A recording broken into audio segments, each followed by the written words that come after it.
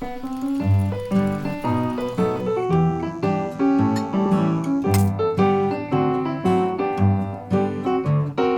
consciousness is such a rare disease, let's take some architecture lessons from the trees. It won't happen by design, but we're bound to turn out fine. You can feel solutions blowing in the breeze.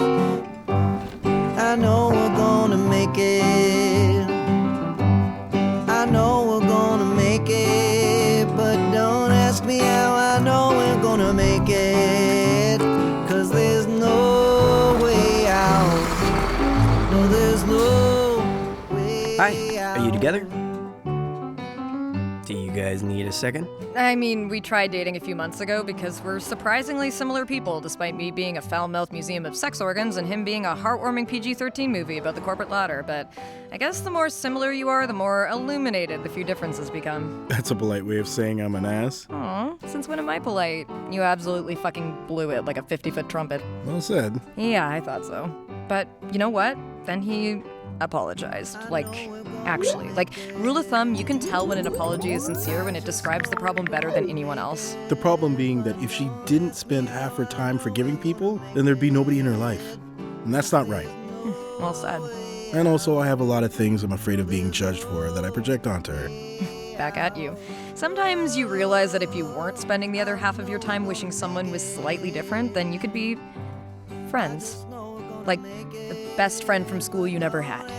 Nobody cares how naively idealistic and sexually outrageous their friends are. Plus, single, independent people are cool? I know, it's a paradox how attractive independence is. Right? But seriously, probably within 5 minutes of meeting you, I got it into my head that I'd want to know how your story goes. That I'd want to be here for the rest of it. And I do. I love you too. So we're not together, because we like each other too much, so this isn't a date, but it's not just lunch. Though we're not fucking, though we have and easily could again, though it's paradoxically more special for me to not sleep with someone I like, and him as well. Whatever the word for that is. Thinking your friends are hot? Absolutely. Yes. And I'll get the authentic veal haggis, by the way. And I will have whatever the exact molecular opposite of that is. How about you guys? Do you know what you want? Yes, but we're just hanging out for now. Being in the same place, sort of living in parallel rather than being a couple. Because mentally we both need a lot of alone time, but also have a lot of love to give. And I don't think either of us knew it was the kind of thing that existed, so we didn't know that we could look for it. But then the upside to masochistically being yourself all day is that occasionally you do end up in the same place as someone else who's there for the same reasons you are. And, oh God, you meant do I know what I want to order, didn't you? Wait, if you don't confirm that, she can't dwell on it for the next 3 weeks. So noted. And that's cool. So you're together? Maybe. Maybe we're dating, or maybe we're just hanging out. I don't know what's classified as what. Maybe it doesn't matter. But it's always going to be like that with me. I never know if I'm somewhere normal because I don't know what normal is. Maybe a lot of us feel that way. But there are certain expectations you have, and maybe I can't meet them because they don't even occur to me. And maybe in retrospect, this will all just be something that didn't go anywhere. And maybe I don't want to waste your time because that would be horrible. Maybe the way to avoid hurting people is to worry about hurting them. But maybe I'll never be ready the way you deserve. Maybe it'll be a year or two before I'm ready for physical intimacy and living together and other normal things. And maybe you'll have to wait for things that I know you want and you could easily find somewhere else. Well, maybe I've always wanted to care about someone that much. Okay, a strong maybe. We'll have omelets. Maybe you will. Okay, great. Hey, I always see you guys in here. Thanks for coming by so much. I always wondered, are you together or... Oh, we're family. I mean, not literally, but also, yes. Not that I haven't solemnly proposed anal sex, for purely economic reasons. Plus, I borrow her clothes sometimes. Not even shirts, like things you would not expect. Also, I dyed my hair because she did. I thought I did because you did. Also, we live together. But we're not together. Whatever the word for that is. Makes sense to me.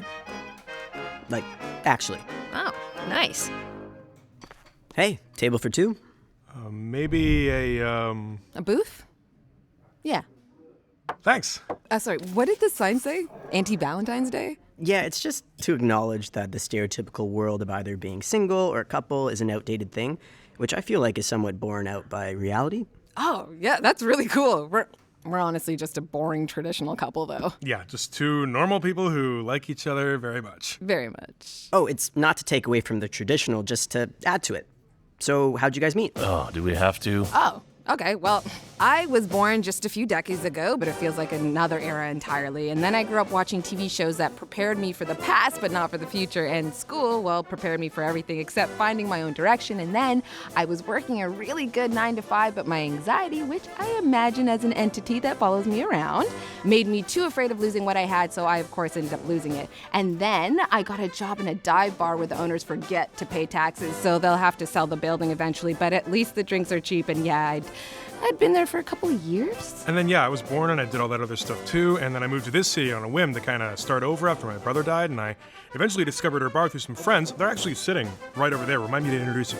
Who I met at a super weird support group for people who were secretly gigantic losers. Secret Losers Anonymous. I was also in that group for a second. Also, in retrospect, it wasn't anonymous in any way. Yeah, also, I stopped going because I thought I was still too much of a loser compared to everybody else. That's why everyone stopped going. And yeah, I recognized her at the bar and then I was too afraid to ask her out because of the, Say it. The apocalyptic self-esteem problems that we share. And then you were talking to your dead brother? And then I was talking to my dead brother at the bar and I just said, fuck it. And I drank what turned out to be $72 worth of gin. And I stumbled over without even introducing myself and I asked her if she thought Fraggle Rock was a metaphor for the Manhattan Project. And I pretended to know what that was because I just felt so protective of him since he was the least obnoxious person to approach me all week. So I let him non-sexually crash at my place because the imaginary personification of my anxiety told me not to. So I intentionally did the opposite because I've been working on my issues for a few years now and my inner doubts are getting easier to ignore. Not always, but usually. That's an absolute chore with her lately. Outright defiance. And yeah, we kind of kept in touch on social media, and then I liked this one post about never being ready for relationships. Which you overanalyzed. And I just assumed that was it for us, so I wrote her this whole long message that I'm just mortified by now. Oh, it was glorious. But I'm old enough to read between the lines, and it was actually super sweet. Like someone waving goodbye, but then you notice how nice their hands are, and then you turn that into a hello instead. And then I insisted she ask me out, because I've always been internally wrestling with who I actually am versus societal gender expectations. And I was comfortable with that because I secretly struggle with the same kind of things. I mean, if I wasn't born a million years ago, I'd probably be non-binary. Oh, yeah, me too. So it balances out. And then, yeah, we kind of hesitantly met up a few times, briefly thought we were finished because we were both waiting for the other to make a move, both kind of broke the silence at the same time, and then we spent like a week discussing our darkest fears and secret shames. How I'm literally his best friend, despite technically not existing. Well, technically, Calvin and Hobbes is a comic about a kid who spends all his time in the woods talking to himself, so... Yeah, he can't hear me, so you just sound crazy, by the way. Oh, yeah. Non sequitur. But, yeah, that's true, actually. Oh, no, sorry, I was talking to him. And he was talking to her. About how you'll never escape me, so every relationship you have is a throuple. My anxiety problems are like being in a throuple. And my relationship with my past is like a whole other person, so it's like a, quadruple? Exactly. But despite that, I found someone where I'm not editing my text for 5 minutes. I just always know what to say because I'm not afraid to say it. And it almost never happened. But it did. And you know, if I was here, I'd say, you got this. So, you got this, man. And getting here was wild. You know, I almost got expelled from school for stealing pencils, and I almost never moved here, and I almost, a lot of things, you know, almost never asked her out, almost never met, but then we did, because gradually, I got this. Me too. So yeah, guy meets girl. Just the normal stuff. Yep. Yes. Mm-hmm. Gotcha. Exactly. Hi, I know you're not together. No, I was just using the opportunity presented by the discount mimosas to inform my estranged pervert sister that I'm kicking her out of the apartment. And I was just telling my insufferable South Park libertarian brother that I gleefully accept his offer of not having to live with him anymore. And I was just explaining to my working below potential professional victim nightmare sibling that I only accidentally heard about a really affordable ground floor sublet that would make life easier for her in her politically correct life challenges, and I'm only grudgingly passing along the information. And I was just extending a rope down into the depths of the ignorance of my egomaniac, sibling and name-only professional betrayal service team leader that if I said thank you, it would probably be strained and fake and not like thanking another normal person. And I was just saying that I hope your new circumstances can elevate you to a better life.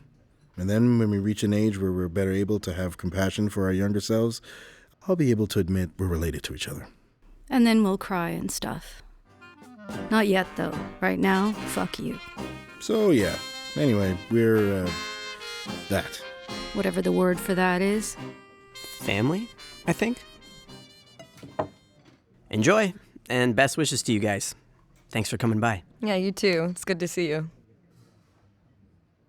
You guys know each other? Oh, we went on one date and then connected in a fundamental way, but I fucked it up by objectifying him in ironically the same way people do to me. But then I apologized in a series of 2 a.m. Instagram messages. Extensively describing the problem better than I could have. And now we're casually friendly, but with an underlying thing of the potential for something deeper. Like just enjoying that there's someone out there from maybe the same planet as you and cares how upset you are, and maybe that's enough. Or maybe it could be more. And either way, seems equally right, so who knows? And then I'm just rambling even more than usual, nervous about something or nothing, but in a good way. Yeah, exactly. Whatever the word for that is. I see. Oh, I know. I'm still looking for the kiosk where I can trade in internet upvotes and Fortnite wins for real life money. Oh, nice. Do you play? Yeah, totally. You? Yeah, I love it. Oh, we should play sometime. Fuck yeah, we should. Well, thanks. Whatever we are, I certainly didn't expect it. I'd have a hard time explaining it, but I'm pretty sure I enjoy it. When I want to know what I really think about something, I don't think about how it feels. I think about how it would feel to no longer have it. And then I'm sure as hell glad it exists. Whatever you want to call it. Two people who know each other in the same room in a world actively trying to prevent those things, so fucking cheers? Well said, my friend. Yeah, I thought so.